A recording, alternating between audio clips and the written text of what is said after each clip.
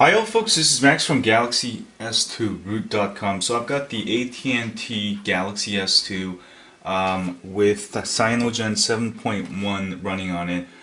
This is still beta, so I don't really advise you to install it and run it as daily, but you're welcome to back up your current ROM, try it out, and you can always go back. So it comes with Android 2.3.7 as with all other Cyanogen 7.1 for all the other phones. It comes with its own kernel that can be overclocked to 1.6 gigahertz. CyanogenMod settings, and if you go to performance CPU settings, you can change the max CPU frequency to 1600. Available governors, just standard ones, and you can do, actually interactive is missing. Performance, don't set it at boot because your phone might not support it, but mine does a pretty good job here. Other than that, it's basically a CM7 mod ROM. I'll show you the lock screen on the latest 7.1 where you can just kind of drag it everywhere and just like that. It comes with let me see here, just standard apps. You'll have to install Google Apps separately. One thing that's missing is the TouchWiz interface, which allows you to change between home screens by holding it down. So you lose that. This ROM is really for people who want AOSP, like Android open source project. Just a basic stock vanilla.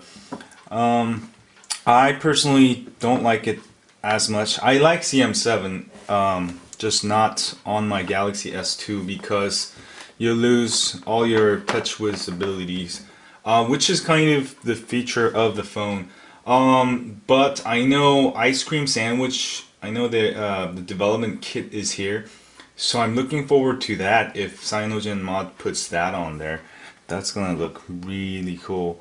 Other than that, I've been trying this ROM for a while now, and it seems like I lose a lot of HSPA. I go back to 3G. That's another problem, and also the volume, the brightness. See how at auto it's very dim, where it's on TouchWiz it's perfect. So this is just, I think, another bug, which will be fixed in the future versions. Like I said, this isn't the final CyanogenMod 7.1, and I'm just surprised they even have a version out right now. But other than that, everything works. So if you enjoy stock vanilla UI, Android UI, you can give it a go. Let me run a quadrant test for you. It's running at 1.6 gigahertz at performance, and it does pretty good for that. So I mean, it's a very good ROM. I've used my favorite ROM probably on my Nexus S is CM7. Actually, I prefer it on all the Nexus devices because I think it runs better. For the AT&T Galaxy S2, I would say just wait a little bit longer. I mean, you can try it. If you haven't tried CM7, let me know what you think. So I got 4596. That's very good. So you get overclocking, you get all this CM7 stuff. So it's not a bad ROM. I just prefer if they could keep some of the TouchWiz features. But it's a good ROM. Try it out. Let me know what you think.